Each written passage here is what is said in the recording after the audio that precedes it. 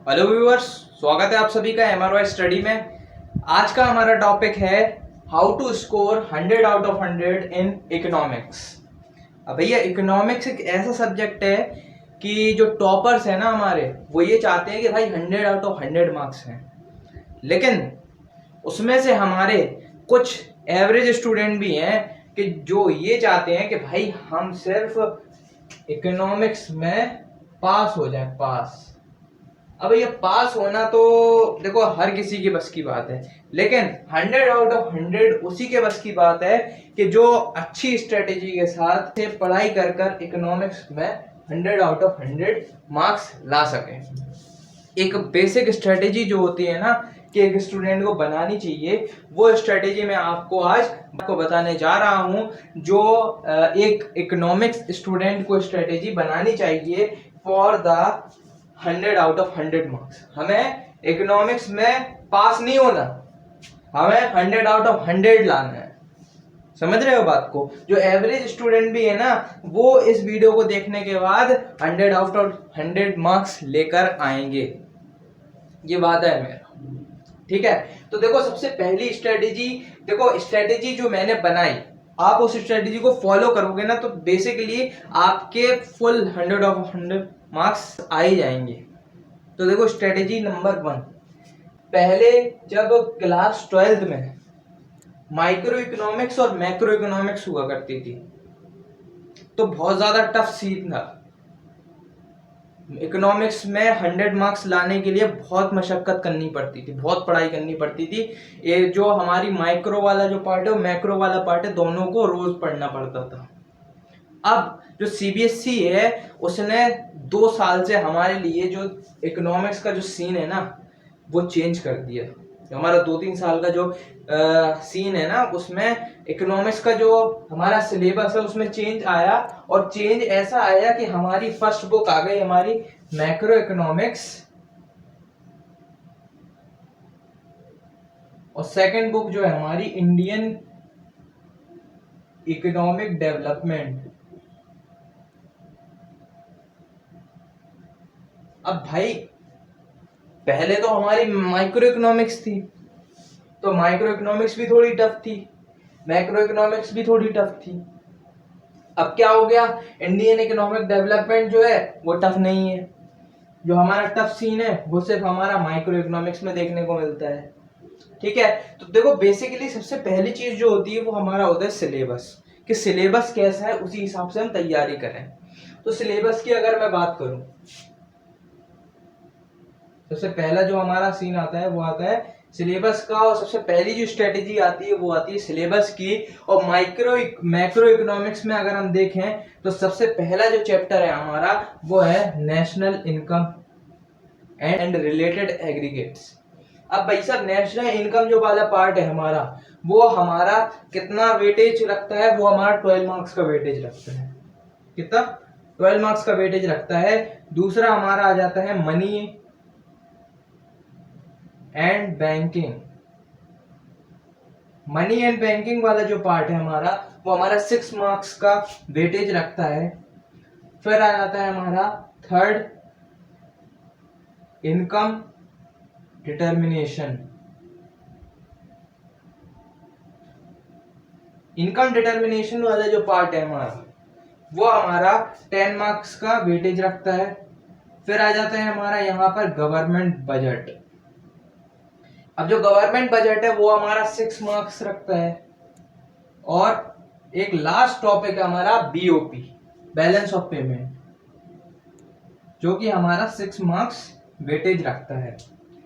ठीक है, तो फर्स्ट ऑफ ऑल हम मैक्रो इकोनॉमिक्स की अगर हम बात करें तो नेशनल इनकम वाला जो पार्ट है हमारा, और जो हमारा इनकम डिटर्मिनेशन वाला पार्ट है, ये थोड़े हमारे टफ टॉपिक्स हैं जिन पर ध्यान देना ज्यादा जरूरी है, और मार्क्स इन्हीं से कम होते हैं। और जो हमारे जो money banking, government budget, BOP वाले जो पार्ट हैं, ये हमारे इजी टॉपिक्स हैं। इनको आप अच्छी तरीके से अगर एक बार पढ़ लो तो बहुत अच्छी तरीके से आप इनके बारे में लिख सकोगे। और मैक्रो इकोनॉमिक्स एक ऐसा सब्जेक्ट है कि अगर आपने थोड़ा सा भी नहीं पढ़ा तो आप कुछ भी नहीं लिख सकते। इंडियन इकोनॉमिक डेवलपमेंट में तो आप लिख भी लोगे, क्योंकि वो एक ऐसा टॉपिक है 9th 10th में भी हमने पढ़ा। लेकिन मैक्रो इकोनॉमिक्स में अगर हमने कुछ नहीं पढ़ा तो कुछ नहीं लिख सकते, ठीक है। तो इन दोनों टॉपिक पे ज्यादा ध्यान देने की जरूरत है। मनी बैंकिंग हमारी 6 मार्क्स की है, गवर्नमेंट बजट 6 मार्क्स की, बीओपी 6 मार्क्स की है। अगर हम देखें तो हमारा जो 40 मार्क्स का हमारा मैक्रो इकोनॉमिक्स जो वेटेज रखता है, उसमें से हमारे जो 18 मार्क्स जो है ना, वो हमें गंवाने नहीं है, ठीक है। हमें किसी भी हालत में हमें ये जो मनी बैंकिंग, गवर्नमेंट बजट और बीओपी के जो क्वेश्चंस हैं उनको सॉल्व करके आना ही है, इनको छोड़ना नहीं है। दूसरी तरफ अगर हम इंडियन इकोनॉमिक डेवलपमेंट देखें तो ये भी हमारी 40 मार्क्स वेटेज रखती है, और इसमें जो सबसे पहला जो पार्ट है हमारा, वो है हमारा डेवलपमेंट एक्सपीरियंस।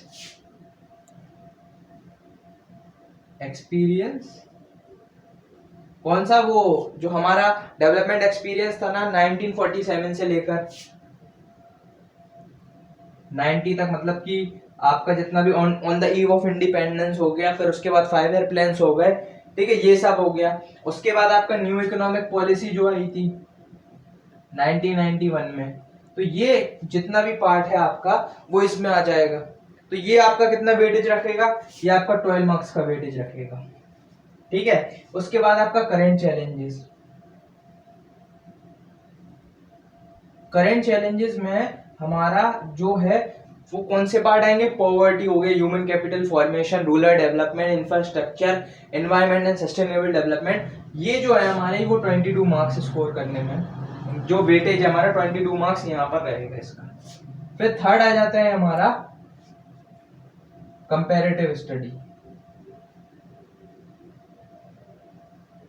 अब भाई साहब कंपैरेटिव स्टडी का जो है वो 6 मार्क्स का है हमारा, और अगर आपने कंपैरेटिव स्टडी वाले चैप्टर अगर अच्छी तरीके से पढ़ लिया तो ये 6 मार्क्स आपके कहीं नहीं जाने वाले, 6 मार्क्स आपको मिलेंगे। जो हमारा टफ सीन है जो इसमें, वो हमारा है करंट चैलेंजेस में। करंट चैलेंजेस में अगर हमने कुछ भी नहीं पढ़ा, मतलब कि थोड़ा बहुत आता है हमें, इसमें हम 22 में से 10 मार्क्स लेके आ जाएंगे अगर हमने कुछ भी नहीं पढ़ा। लेकिन अगर आपको 22 मार्क्स चाहिए हैं तो आपको इन सारे टॉपिक्स को अच्छी तरीके से पढ़ना पड़ेगा। साथ ही साथ अगर हम डेवलपमेंट एक्सपीरियंस की बात करें तो इनमें आपने शुरुआत से कोई चीज नहीं पढ़ी, लेकिन आपको यहाँ पर भी पढ़ना पड़ेगा, ठीक है। तो हमारा जो मेन जो पार्ट है हमारा 22 मार्क्स जो सबसे ज्यादा स्कोर करने वाला जो पार्ट है वो करंट चैलेंजेस पे है, इस पे ज्यादा आपको फोकस करना है। दूसरी तरफ अगर हम देखें 22 मार्क्स जो हमारा इंडियन नेशनल इनकम और इनकम डिटर्मिनेशन पे आपको ज्यादा ध्यान देना है, ठीक है। ये दो हमारे टफ टॉपिक्स हैं, ठीक है। बात हो गई हमारी सिलेबस की कि हमारे जो 40 + 40 कितने हो गए यहाँ पर हमारे 80 मार्क्स हो गए, ठीक है। 80 मार्क्स हो गए हमारे। 20 मार्क्स हमारे प्रोजेक्ट के हैं, 20 मार्क्स हमारे प्रोजेक्ट के हो जाते हैं, उसके बारे में हम बाद में चर्चा करते हैं, ठीक है। तो अब बात आती है, सिलेबस की बात हमने कर ली, अब बात आती है कि हमें कितना वक्त देना है दिन में कि हम 100 मार्क्स स्कोर कर सकें। तो बात आती है टाइम की, तो टाइम बाउंडेशन आपको देना है मिनिमम, अगर मैं देखूं तो 2 आवर्स सफिशिएंट है, 2 आवर्स। अब ये 2 आवर्स में आपको क्या करनी है? आपको सेल्फ स्टडी करनी है, सिर्फ और सिर्फ। मतलब कि अगर आप किसी भी एजुकेटर से पढ़ते हैं, मुझसे पढ़ते हैं या फिर किसी और से पढ़ते हैं, तो उसमें आपके ये 2 आवर्स में नहीं आएगा वो। ये 2 आवर्स आपको इकोनॉमिक्स को सेल्फ स्टडी में देना है, ठीक है। कोई सा भी, जैसे 2 घंटे हैं तो 2 घंटे में आप 1 घंटे ले लो मैक्रो को दे दो, ठीक है, दूसरा 1 घंटा आप इंडियन इकोनॉमिक डेवलपमेंट को दे दो। तो ऐसे आप कर सकते हो, या फिर इनमें से 1.5 घंटा पढ़ो मैक्रो, थोड़ा आध घंटा पढ़ लो इंडियन इकोनॉमिक, या जैसे भी आपको करना हो आप कर सकते हो, ठीक है। उसके बाद 1 घंटा या 1.5 घंटा आप दे सकते हो किसी भी एजुकेटर को, उससे समझ सकते हो, स्ट्रेटेजी समझ सकते हो, उसको कैसे इसको पढ़ें, कैसे इसको समझें, ठीक है, ऐसे आप कर सकते। तो यहाँ पर हमारी बात हो गई टाइम की, लेकिन आपको 2 घंटे यहाँ पर पढ़ने हैं, ठीक है। मिनिमम मैं बता रहा हूँ 2 घंटे आप इकोनॉमिक्स को अच्छी तरह तैयार कर सकते। दूसरी चीज आती है टाइम की, अगर हमने बात कर ली, दूसरी चीज आती है हमारी टेस्ट योरसेल्फ। अब भाई साहब ये टेस्ट योरसेल्फ कैसे? देखो, टेस्ट योरसेल्फ मतलब कि आपको खुद अपने आप को टेस्ट करना है।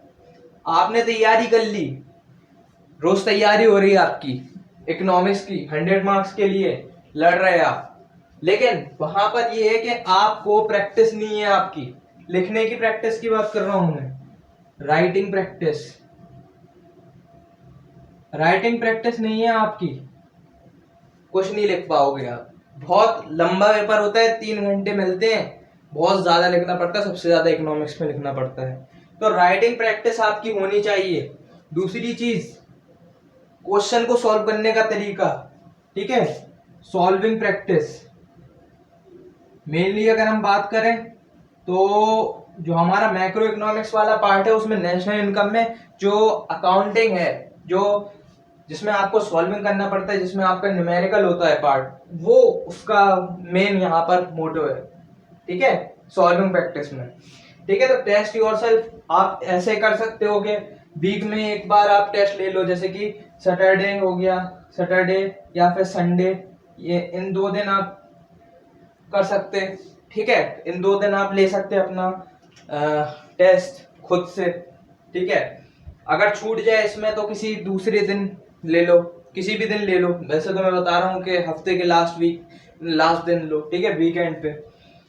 आपने सब कुछ चीजें पढ़ ली, अब आपको रिवीजन करना है। देखो रिवीजन आप ऐसा करो कि 1 महीने में एक बार रिवीजन करते रहो, ठीक है।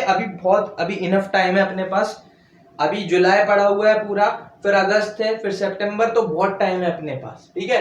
तो रिवीजन आप क्या करो, 1 महीने में एक बार किसी भी बुक का, दोनों बुक का मैं बोल रहा हूँ, ठीक है, दोनों बुक का आप एक बार रिवीजन कर लो, ठीक है। तो यहाँ पर हमारा एक रिवीजन वाला पॉइंट हो गया। फिर आता है हमारा मेन पॉइंट, आता है प्री बोर्ड, ठीक है। तो प्री बोर्ड की अगर मैं बात करूं तो प्री बोर्ड में आपको यहां पर बहुत ज्यादा फोकस करना है। प्री बोर्ड में यहां पर अगर मैं बोलूं तो 70+ मार्क्स आपको स्कोर करने हैं। 70+ मार्क्स अगर आप स्कोर करोगे ना, तब जाकर आपका वहां पर 80 आउट ऑफ 80 आएंगे, ठीक है। ऐसा क्यों बोल रहा हूं मैं, देखो इस बार तो 12th के एग्जाम नहीं हुए, जो आपकी स्कोरिंग होनी है वो प्री बोर्ड पे होनी है। अगर अगली बार भी नहीं हुए, वैसे तो होने चाहिए, अगर अगली बार भी नहीं हुए तो भी प्री बोर्ड के मार्क्स पर आपको मिलेंगे मार्क्स। तो वहां पर जो आपके जो 70+ मार्क्स होंगे ना, वो आपके उसमें इंक्लूड कर दिए जाएंगे। तो यहाँ पर सबसे ज्यादा अपना कंट्रीब्यूशन ये रखो कि मुझे 70+ स्कोर करना है प्री बोर्ड्स में, ठीक है। उसके बाद बात आती है अपने फाइनल एग्जाम की। तो देखो यार, फाइनल एग्जाम में अगर देखा जाए तो 100 मार्क्स में से आपको 90+ तो आनी चाहिए, ठीक है। अगर आप डेडिकेशन के साथ अगर कर रहे हो, ठीक है, हो सकता है किसी वजह से आपके 100 मार्क्स नहीं आ पाए हो, देखो सबके 100 मार्क्स नहीं आएंगे बोर्ड में, ठीक है। ऐसा अभी तक कोई ऐसा रिजल्ट नहीं बना कि जितने भी इकोनॉमिक्स में जितने भी स्टूडेंट आए जिनने इकोनॉमिक्स का एग्जाम दिया, उनके सबके 100 मार्क्स आ गए, ऐसा बिल्कुल नहीं हुआ, ठीक है। किसी के कुछ 80+ है, किसी के 100+, 90+ है, 100+ नहीं, ठीक है। तो ऐसा होता नहीं है हर बार, ठीक है। फाइनल एग्जाम की बात करूं तो फाइनल एग्जाम जो है हमारा वो 80 मार्क्स का होगा। तो 80 मार्क्स में से कोशिश आपकी ये रहनी चाहिए कि आपको 70+ स्कोर करना है, क्योंकि आपने प्री बोर्ड में कोशिश करी 70+ स्कोर करने की, आ भी गए आपके। अगर जिसके 70+ आ रहे हैं तो फाइनल एग्जाम में भी 70+ आने चाहिए उसके, ठीक है। दूसरी चीज, फाइनल एग्जाम के बाद हमारा होने वाला है प्रोजेक्ट, ठीक है, जिसमें से प्रोजेक्ट हमारा 20 मार्क्स का होगा, और 20 मार्क्स में से 12 मार्क्स होंगे हमारे प्रोजेक्ट फाइल के, और 8 मार्क्स होंगे हमारे वाइवा के। तो भाई वाइवा जो है वो आपका अच्छा रहना चाहिए, डिसिप्लिन अच्छा होना टीचर के सामने। वाइवा के ऊपर भी मैं एक वीडियो बनाऊंगा, ठीक है, प्रोजेक्ट फाइल के ऊपर, वाइवा के ऊपर, दोनों के ऊपर, ठीक है। तो 80 मार्क्स, 80+20 आपका 100 का स्कोर बन जाएगा। तो आपको दोनों में अच्छी तरीके से परफॉर्मेंस दिखाना होगा, और ये परफॉर्मेंस आपका कहां से आएगा 80 वाला, जब आपकी जो पिछली स्ट्रेटेजीज जो मैंने बताई आपको वो आपकी सही होंगी जब। अब यहां पर ये चीज आ जाती है कि आप ये 100 मार्क्स स्कोर कर लोगे, लेकिन कुछ इसमें से ऐसे होंगे जो 100 मार्क्स स्कोर नहीं कर पाएंगे, वो स्कोर करेंगे 80+, वो स्कोर करेंगे 90+, वो स्कोर करेंगे 95+। ऐसे कुछ लोग स्टूडेंट सोचेंगे, तो ऐसा बिल्कुल भी नहीं है। देखो एक चीज मैं आपको बताऊं, बहुत अच्छी चीज है कि कभी भी ये मत सोचना कि इकोनॉमिक्स में या कोई से भी दूसरे सब्जेक्ट में अगर आप 100 मार्क्स नहीं लेकर आ पाए तो आप उस सब्जेक्ट में टॉप नहीं कर पाए। ऐसे बहुत से स्टूडेंट्स होते जो 100 मार्क्स क्या 80 मार्क्स तक नहीं लेकर आ पाते किसी भी सब्जेक्ट में, लेकिन वो अपने किसी भी लाइफ के किसी भी पार्ट में बहुत अच्छी तरीके से अपना गोल अचीव कर लेते। तो कोई भी मार्क्स आपका कोई भी फ्यूचर डिसाइड नहीं कर देता, ठीक है, फ्यूचर डिसाइड नहीं कर देता कोई भी मार्क्स। इसीलिए आपको डेडिकेशन लगाना है, डेडिकेशन इतनी लगाना है कि यार एवरेज बच्चा भी हो ना तो एवरेज बच्चा 90 प्लस स्कोर करके दिखा दे, तब तो होगा। जो बोलते हैं ना आर्ट्स वाले या फिर जो कॉमर्स वाले हैं वो ऐसे होते पढ़ाई में, साइंस वाले ही अच्छे होते, नहीं। अब आर्ट्स वालों को और कॉमर्स वालों को भी इकोनॉमिक्स में अच्छे मार्क्स लेकर आना है। तो ये थी स्ट्रेटेजी कुछ। अगर आपको अच्छी लगी हो तो आप वीडियो को लाइक कर दीजिएगा, चैनल को आपने सब्सक्राइब नहीं करा हो तो चैनल को सब्सक्राइब कर दीजिएगा। मिलते हैं अपने अगले टॉपिक के साथ, तब तक के लिए थैंक यू।